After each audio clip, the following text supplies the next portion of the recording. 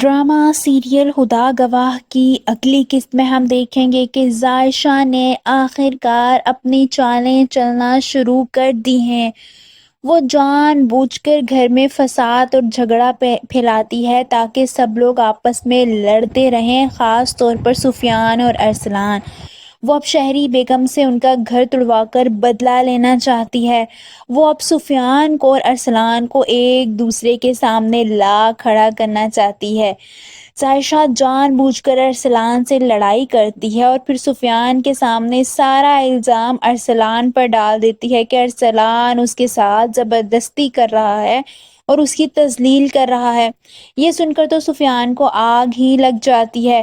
وہ ارسلان سے لڑتے ہوئے کہتا ہے کہ صحیح کہتے ہیں بابا، تم ایک سائیکوپیت ہو، تمہیں اس گھر میں نہیں ہونا چاہیے۔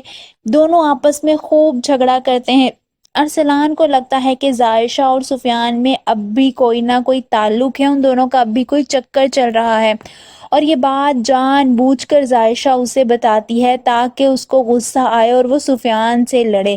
جب شہری بیگم کو یہ بات پتہ چلتی ہے کہ ان کے دونوں بیٹے لڑ رہے ہیں تو وہ فوراً سے کمرے میں جاتی ہیں، جہاں وہ دیکھتی ہیں کہ سفیان اور ارسلان ایک دوسرے کے گریبان پر ہیں اور اونچا اونچا چیخ رہے ہیں۔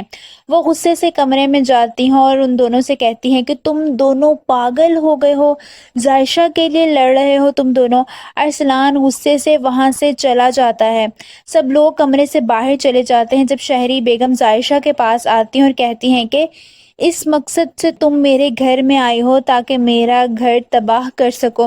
آگے سے ظاہرہ کچھ بھی نہیں کہتی۔ وہیں ہم دیکھیں گے کہ جب حامد صاحب آتے ہیں تو ارسلان ان سے کہتا ہے کہ ظاہرہ سازشی ہے، اس کا اور سفیان کا کوئی چکر چل رہا ہے، جس پر حامد صاحب غصہ کرتے ہوئے کہتے ہیں کہ کل تک تو تم اس کی محبت کی قسمیں کھا رہے تھے اور آج یہ سازشی ہو گئی تمہارے لیے۔ جس پر ارسلان ایک بار پھر اپنے باپ سے کہتا ہے کہ آج بھی سفیان اور ظاہرہ کا افیئر چل رہا ہے۔ وہ ظاہرہ کا ہاتھ اوپر کرتے ہوئے کہتا ہے کہ اس نے آج بھی سفیان کے نام کی انگوٹھی پہنی ہوئی ہے۔ یہ سن کر تو حامد صاحب کو اور زیادہ غصہ آتا ہے، یہاں تک کہ ان کا ہاتھ اڑتا رہ جاتا ہے۔ وہ ارسلان سے غصے سے کہتے ہیں کہ ارسلان یہی خاموش ہو جاؤ، آگے ایک لفظ بھی مت کہنا۔ یعنی کوئی بھی ارسلان کی باتوں کا یقین نہیں کرتا۔ دوسری طرف ہم دیکھیں گے کہ فیضا کی ماں اس کو ارسلان کی شادی کی تصویریں دکھاتی ہے اور کہتی ہے کہ تم جس کے لیے بیٹھی ہو وہ شادی کر چکا ہے۔ وہ ساری تصویریں دیکھ کر فیضا کو یقین ہی نہیں آتا، وہ بہت زیادہ رونے لگتی ہے۔ اسے یقین ہی نہیں آ رہا ہوتا کہ ارسلان اس کے ساتھ دھوکہ کر سکتا ہے۔ دوسری طرف شہری بیگم کو پتہ چل جاتا ہے کہ ظاہرہ یہ سب کچھ جان بوجھ کر رہی ہے، وہ جان بوجھ کر یہ کھیل رہی ہے۔ وہ سوچوں میں ظاہرہ کو مخاطب کرتے ہوئے کہتی ہیں کہ ظاہرہ یہ جو کھیل تم کھیل رہی ہو نا، اس کا انجام بہت برا ہوگا۔ دوسری طرف ہم دیکھیں گے کہ ظاہرہ سب کو لڑوا کر بہت زیادہ خوش ہوتی ہے کہ آخر کار اس کا ایک اور تیر نشانے پہ لگ گیا ہے۔